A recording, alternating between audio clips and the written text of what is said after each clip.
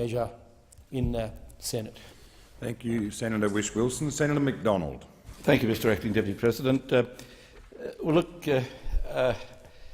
I thought for a moment the Greens under their new leadership might be starting to show some economic sense and rationality, and indeed today's headlines in the newspaper seem to suggest that they are not just going to take the "we're against anything the Liberal Party wants to do" approach, which has been the approach of the Greens political party, particularly under the former leadership. And I thought, gee, there's a glimmer of hope.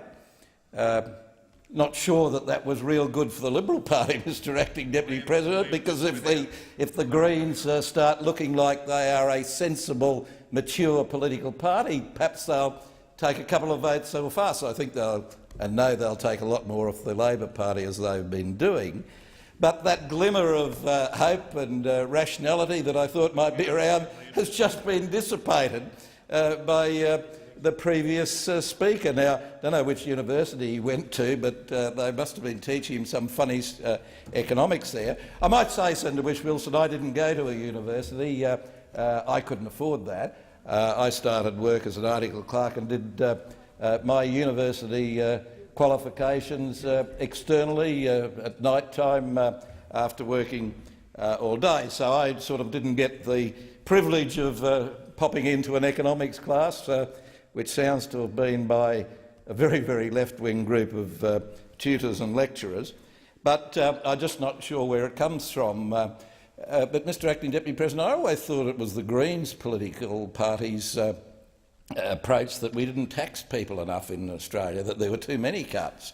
And again, it's a bit difficult to find out where the Greens are economically. But for the Labor Party, I'm delighted that they are at last going to support a measure which they did actually introduce, Senator Whish-Wilson. I'm not here to defend the Labor Party, I can tell you that, but you wrongly accused them. The Labor Party did do something about this when they were in government. They actually made a commitment to the Australian people before the election that they would do exactly what this bill does now. So far from berating the Labor Party, you should at least give them credit for actually carrying out the promise they made before the last election. Now, we know Labor Party promises before elections are not particularly reliable. We all remember the prior 2010 election commitment: there will be no carbon tax under the government I lead. We all remember that commitment on the eve of the election, but then having watched Killing Fields for the last couple of episodes, one can never quite understand the personalities, the bitternesses, the hatreds in the Labor Party that seem to be their modus operandi. That's what seems to direct policy decisions in the Labor Party. Order, colleagues. Senator McDonald, resume through the chair, if you would, please. Senator Carr, shout all you like, but I've actually taped the first two episodes. I can send them to you if you want just a bit of a reminder about the part you played and most of your friends on the front bench played in the atrocious disloyalty and dishonesty that has been so clearly exposed in those two episodes of the Killing Fields about the Labor Party and how it operates. And, Mr Acting Deputy President, why would you expect better from the Labor Party? I just have to divert a fraction and mention I read an article in the Hobart Mercury the other day from a dear old friend of mine, former Senator Margaret Reynolds. She was a Labor senator based in Townsville when I first entered the Senate, and I liked Margaret. I was disappointed when she left the north and went down to Tasmania, but she wrote this article for the Hobart Mercury saying, berating the political parties, the major parties, for the way they select Senate candidates. And I was obliged to reply to the Hobart Mercury. I suspect they probably didn't print it, but I did reply and said, my old friend Margaret Reynolds was clearly talking about the Labor Party, not the Liberal or National parties, because I point out the difference. We've just been through a pre-selection for a senator in Queensland, and we were very, very fortunate in having Senator Joanna Lindgren elected. But I have to tell you, Senator Lindgren wasn't selected on a captain's pick or by a couple of union cabals getting together and determining who they will put into the position. Senator Lindgren actually faced over 300 ordinary Australians who make up the selection process of the LNP in Queensland, and she contested against eight other candidates, all of whom were people of quality. And Senator Lindgren, through her own abilities, through the presentation she made, was selected. So I said to Margaret Reynolds, you might be talking about the Labor Party, where the Northern Territory branch of the Labor Party pre-selects a sitting senator. Julia Gillard comes in over the top and says, forget about the Labor Party, forget about the ordinary people who select this in the Northern Territory, I want that person. So, you know, the difference couldn't be more stark. And that's why I say you wouldn't know where the Labor Party is coming from. I might mention in my own pre-selection, I've been a sitting senator for some time, but in my last pre-selection there were actually 15 people opposing me. We had a pre-selection panel of over 450 people. I'm delighted to say that I won on the first ballot, and I thank the LNP for that. I'm always grateful to them for that. But that shows the stark difference, Mr Acting Deputy President, on how the Liberal and National parties make economic decisions, make any decisions, and the Labor Party. Now, just to get back to the bill, just in case anyone listening to this, just in case anyone is listening to this and who might be interested in what the bill is all about. Now, Mr Acting Deputy President, the Labor Party introduced a carbon tax. They knew it would put up the costs of living of ordinary Australians, so in an attempt to some way ameliorate that bad policy decision of the carbon tax, they did say we would give carbon tax-related personal income tax cuts, just to compensate for the increased cost of living which they knew would happen with the carbon tax. Now, Mr Acting Deputy President, they based that on a carbon tax, a floating price of $29 per tonne. Originally, the carbon tax came in, it was at $25.4 per tonne. It was going to float up to $29, and so the Labor Party said, well, we'll introduce these tax cuts to compensate. But lo and behold, the Labor Party suddenly realised how corrupt the market was for carbon tax permits, and they realised that their floating price estimate of $29 a tonne was not going to really achieve more than about $12 a tonne, less than half of what was originally expected.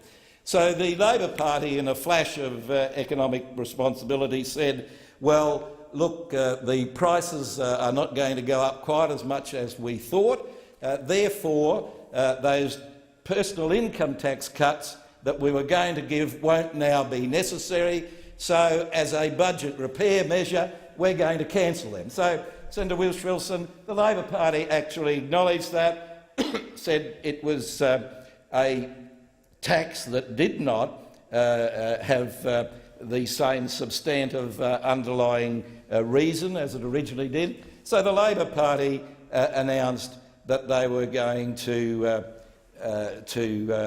get rid of these cuts.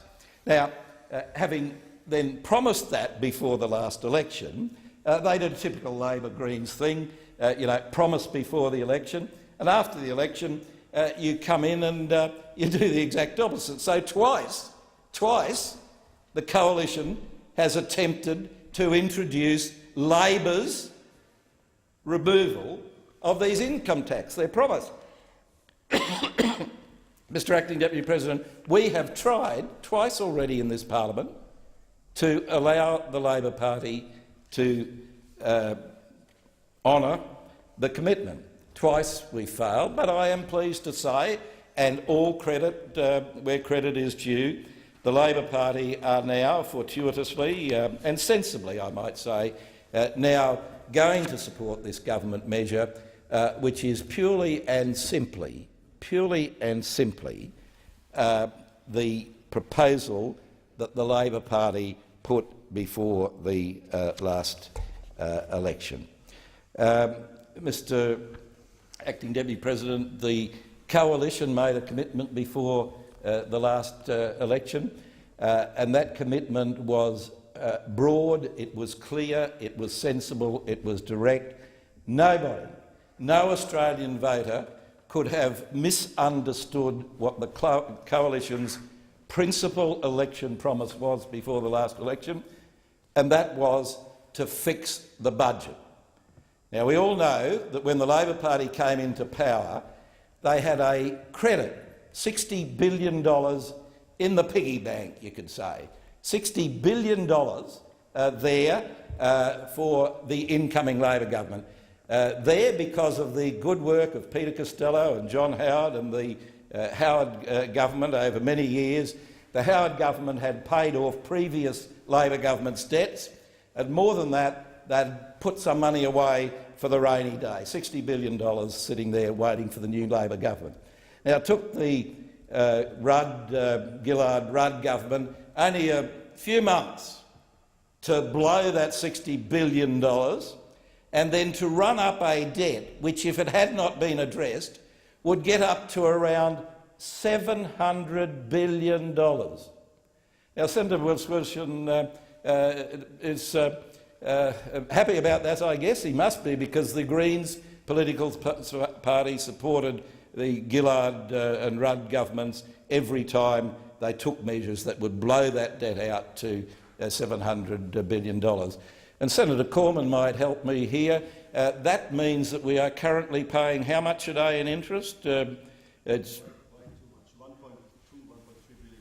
$1.3 billion a month. Australian taxpayers are paying to overseas lenders. $1.3 billion a month on Labor's debt run-up, from $60 billion in credit to approaching $700 billion in deficit, and already costing the Australian taxpayers over $1 billion a month in interest on those payments. Now, Mr Acting Deputy President, the promise the Coalition made before the last election was to repair the budget, and everybody knew that. Everybody was concerned about the unsustainable nature of Labor's borrowings and reckless spendings. That's why they voted for the Abbott government. And in spite of opposition continuously by the Labor Party, the Abbott government has already started to turn around that approach to $700 billion in debt that the Labor Party left us. Now, I have to say our government hasn't been perfect. I had some concerns personally about the 2014 budget, which I thought didn't quite meet our targets and meet the aspirations and understanding of the Australian voter. But I'm pleased to say that this is a government which is not too proud to say, well, perhaps we didn't get it right then, and they've done something about fixing it.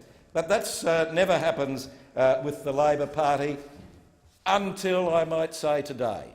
And today the Labor Party have decided that A, they will at least keep this promise, B, they will do what they said they would do and understand should be done, and C, in this small measure, the Labor Party will appreciate that the current government has a huge job to do in repairing the budget balance run up by Labor. So, Senator Wilson, don't be surprised. The Labor Party are not catching you out. They are doing exactly what they said they would do. They've since voted against it twice, but as I say, credit where credit's due. Now they are agreeing with that, and in this small way, the coalition will be able to continue on its path of repairing the budget mess that Labor created for this country. Thank you, Senator McDonald.